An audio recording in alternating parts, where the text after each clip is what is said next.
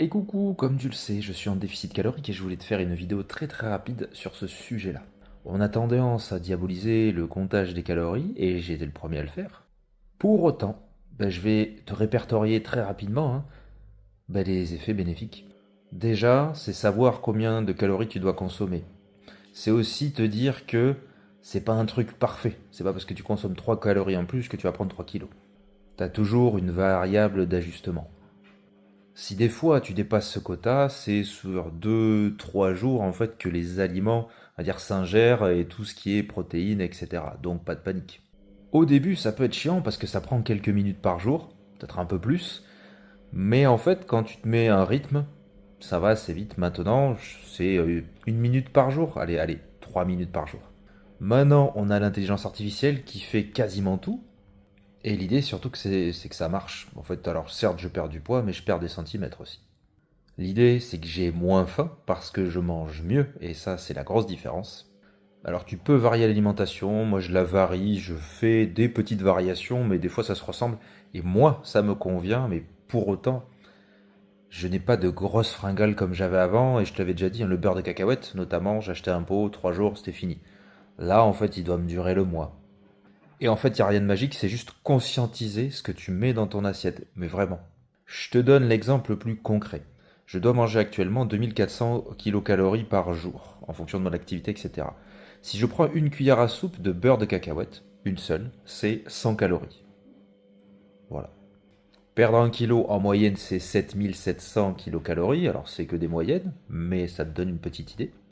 Pour prendre des kilos, ça va aussi de l'autre sens, et ça peut être compliqué. Et bien sûr que je m'accorde des plaisirs, des pizzas, des glaces, des machins, des trucs. Mais c'est surtout réfléchir aussi à ce que c'est le vrai plaisir. Mais en tout cas, ces trucs-là, parce qu'on en a besoin aussi pour notre cerveau et puis pour le plaisir, on va dire ça comme ça. Je m'accorde ces choses-là et je les intègre en fait dans mes calories. Parfois, ça m'arrive de dépasser mon quota de calories, mais je le vis très bien. Depuis ma blessure, je ne cours plus, je ne fais plus d'exo au niveau du dos, du bassin, etc. Et je me sens très bien. Et avec la marche, c'est vrai que ça fait une énorme différence. Et je marche en moyenne entre 7 et parfois 10 000 pas quand ça m'arrive, mais c'est surtout avec le travail. Donc en gros, tout le monde peut le faire. Et ce qui est rigolo, c'est que j'ai eu déjà des petites réflexions, alors pas sur moi, mais quand je vais dire que je compte des calories, oh, c'est chiant, Alors oui, parce que je pensais exactement comme ces personnes-là, parce que j'avais déjà essayé, parce que ça me gonflait, parce que je le prenais en contrainte, direct, dès le début. Donc forcément, ça n'allait pas marcher. Et je ne voyais pas le sens. Tandis que là, c'est pas compter des calories pour perdre du poids forcément, c'est surtout pour voir ce que j'ai dans l'assiette, ce que ça représente. Parce qu'au bout d'un moment, je te le dis, je vais pas compter. Parce que ça va me gonfler. Là, c'est sur quelques semaines pour bien stabiliser, voir où j'en suis. Et c'est après, de temps en temps, sur quelques semaines, que je vais le refaire. Parce que c'est voilà, c'est prendre la température à chaque fois.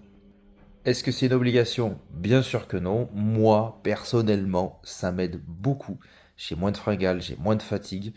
Je mange bien, je mange mieux, je mange surtout plus de protéines et même en quantité, en tout cas au niveau de l'assiette, parce que je me suis rendu compte que dans ma vie courante, je ne mangeais pas assez.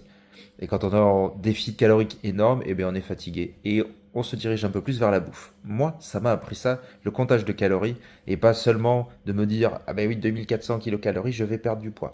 Oui, au début, tu vas perdre du poids, mais c'est surtout de la flotte. Et après, donc tu vois, moi, ça descend un peu moins, ce qui est tout à fait normal, parce qu'on tape vraiment dans le grassou. Sur ce, j'espère que cette vidéo t'aura intéressé. Abonne-toi si t'en as envie, mais je vais en faire de temps en temps. Voilà. Ciao, ciao.